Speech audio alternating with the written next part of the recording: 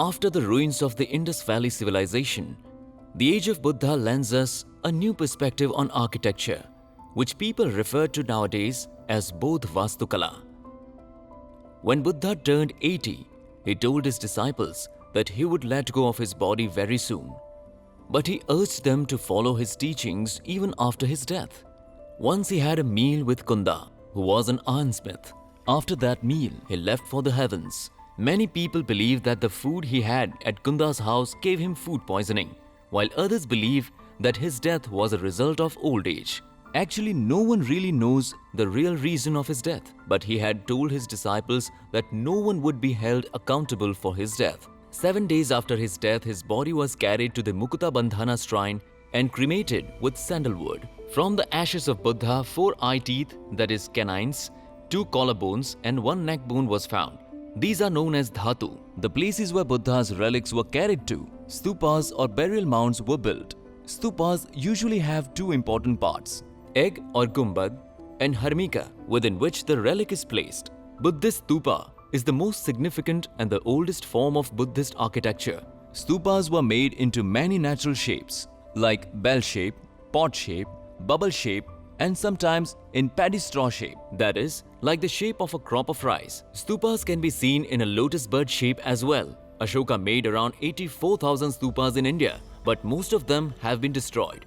The most famous one among all these is Sanchi Stupa. Built in the Raisen district of Madhya Pradesh, this stupa is a proof of the love that King Ashoka had for Buddha. Although this stupa is not in the original condition because of the time gone by and also because of some thieves who tried to loot it, but it is still immensely beautiful. Historians say that the construction of this stupa was supervised by Ashoka's wife Devi. After Ashoka, many kings changed the stupa as per their preferences. When this great stupa was built, Buddha's relics were kept at the center and a dome was built around the relics, which looked like an umbrella made of bricks. The stupa was surrounded by toran, that is gates on all the sides. The diameter of the Sanchi stupa is 36.6 meters and the height of its dome is 12.8 meters. Pradakshina, that is walking around the stupa, is considered to be a very sacred practice. The construction of the stupa was according to the Pradakshina. Sanchi stupa also had different Pradakshina paths for monks and regular devotees. Regular devotees could complete the Pradakshina on ground level, while the Buddhist monks completed it on the upper level. The fencing of the Pradakshina path was made of wood called Vedika, and its height is 3.35 meters. The tradition of stupas began in India, but when Buddhism started spreading in Asia, Buddhist architecture also spread along with it.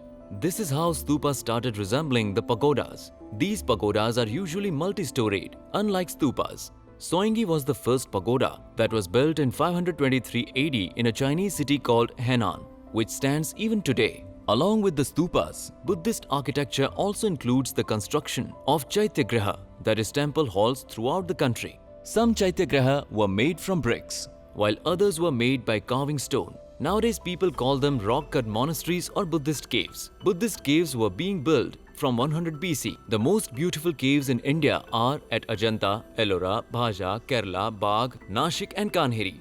There are about 1200 caves temples in India. Many structures were created by Buddhist monks out of large rocks with the use of hammer and chisel. These chaityas had rectangular halls, and the walls of these halls were carved. Halls generally consist of 35 columns, which look alike, and its roof is semicircular.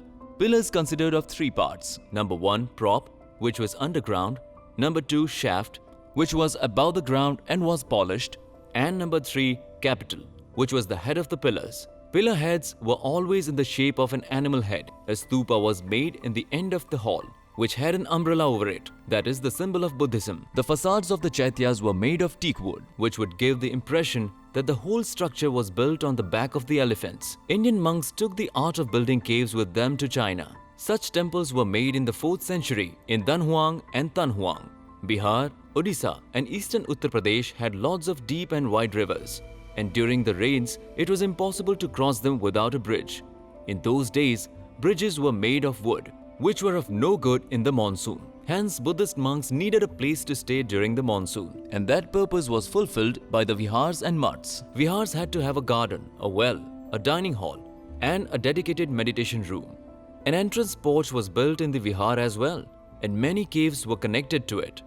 In the beginning, vihars were made of brick, stones, wood, and limestone. But later on, many vihars were made by carving stones.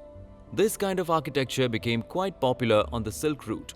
The Bamiyan statues found in Afghanistan were parts of such vihars.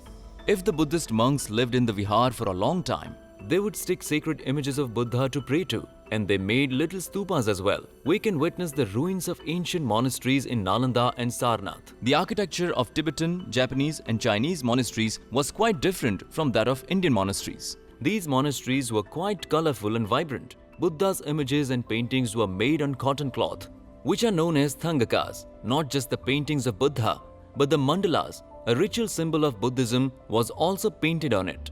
After the death of Buddha, Buddhist temples were built on significant places in the life of Buddha, like the birthplace of Buddha, Lumbini, the place of his enlightenment, Bodh Gaya, the place of his first sermon, Sarnath, and at the place of his death, Kushinagar. Buddhist architecture tells us how the teachings and principles of Buddha inspired his followers and gave rise to a new form of art called Bodh Kala. Like, share, subscribe, and click on the bell icon to never miss an update from Epic.